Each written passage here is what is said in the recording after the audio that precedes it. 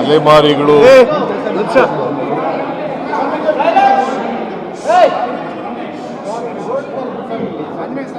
ಅಲೆಮಾರಿಗಳ ಮಹಾ ಒಕ್ಕೂಟನ ಏನದು ಮಹಾ ಒಕ್ಕೂಟ ಅಲ್ಲ ಅಲೆಮಾರಿ ಮಹಾಕೂಟ ಸರ್ ಅಲೆಮಾರಿಗಳ ಮಹಾಕೂಟ ಅಲೆಮಾರಿಗಳ ಮಹಾ ಒಕ್ಕೂಟ ಇವತ್ತು ನನಗೆ ಮಾದೇವಪ್ಪ ಚೀಫ್ ಸೆಕ್ರೆಟರಿ ಮತ್ತು ನಮ್ಮ ಪೊಲಿಟಿಕಲ್ ಸೆಕ್ರೆಟರಿ ಅವರೆಲ್ಲ ಇದ್ದಾಗ ಒಕ್ಕೂಟದವರು ಭೇಟಿ ಮಾಡಿದರು. ಅವರು ಪ್ರಮುಖವಾಗಿ ನಾಗಮೋಹನ್ ದಾಸ್ ಅವರು retired judge of the Karnataka high court, ಅವರು ನಮಗೆ 1% ಮೀಸಲಾತಿಯನ್ನು ಕೊಟ್ಟಿದ್ದರು. ಈಗ ಸಿ ಗ್ರೂಪ್ನಲ್ಲಿ ಸೇರಿಸ್ಬಿಟ್ಟಿದ್ದೀರಿ, ನಮಗೆ ಪ್ರತ್ಯೇಕವಾಗಿ 1% ಮೀಸಲಾತಿಯನ್ನು ಕೊಡಬೇಕು ಅಂತೇಳಿ ವಾದ ಮುಂದಿಟ್ಟಿದ್ದಾರೆ.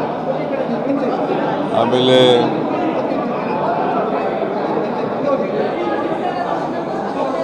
ಅಭಿವೃದ್ಧಿ ನಿಗಮ ಮಾಡಬೇಕು ಅಂತ ಇನ್ನೊಂದು ಭಾಳ ಮುಖ್ಯವಾಗಿ. ಮೂರನೇದು ಎಕನಾಮಿಕ್ ಪ್ಯಾಕೇಜಸ್ನ ಅನೌನ್ಸ್ ಮಾಡಬೇಕು ಅಂತ ಹೇಳಿದ್ದಾರೆ. ಆಮೇಲೆ ನಾನು ಅವರಿಗೆ ರಿಕ್ವೆಸ್ಟ್ ಮಾಡಿದ್ದೀನಿ, ನೋಡಪ್ಪ ನಾವು ಸಾಮಾಜಿಕ ನ್ಯಾಯದ ಪರ ಇರತಕ್ಕಂಥವರು,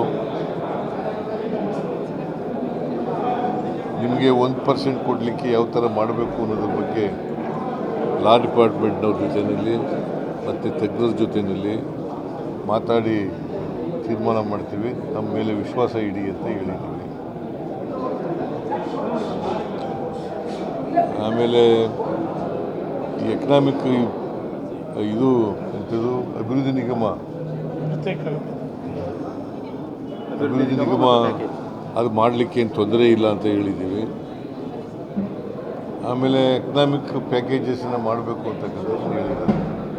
ಸೊ ಈ ಮೂರಕ್ಕೂ ಸ್ವಲ್ಪ ಸಮಯ ಕೊಡಿ, ನಾವು will come back to you ಅಂತ ಹೇಳಿದ್ದೀವಿ, ವಿಶ್ವಾಸ ಇಡಿ ನಮ್ಮ ಮೇಲೆ ಅಂತ ಹೇಳಿದ್ವಿ.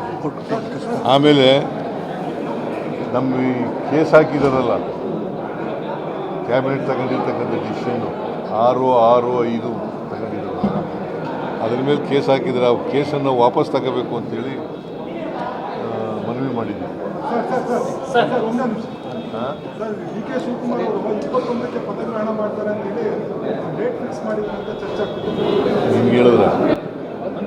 ನಿಮ್ಗೆ ಹೇಳಿದ್ರೇನೆ ನಿಮ್ಗೇನು ಗೊತ್ತಾಯಿತು? ಅಲ್ಲ, ನಿಮ್ಗೆ ಹೆಂಗೆ ಗೊತ್ತಾಯಿತು? ಪತ್ರಿಕೆಯಲ್ಲಿ ಏನು ನೋಡಿದ್ಯಾ? ಎಲ್ಲಿ, ಯಾವ ಪತ್ರಿಕೆಯಲ್ಲಿ? ಯಾವ ಪತ್ರಿಕೆಪ್ಪ? ನಾನು ನೋಡ್ದಿರೋ ಪತ್ರಿಕೆ ನಾನು ಎಲ್ಲ ಪತ್ರಿಕೆನೂ ಓದ್ತೀನಿ, ಇನ್ನೂ ನೋಡಿಲ್ಲ.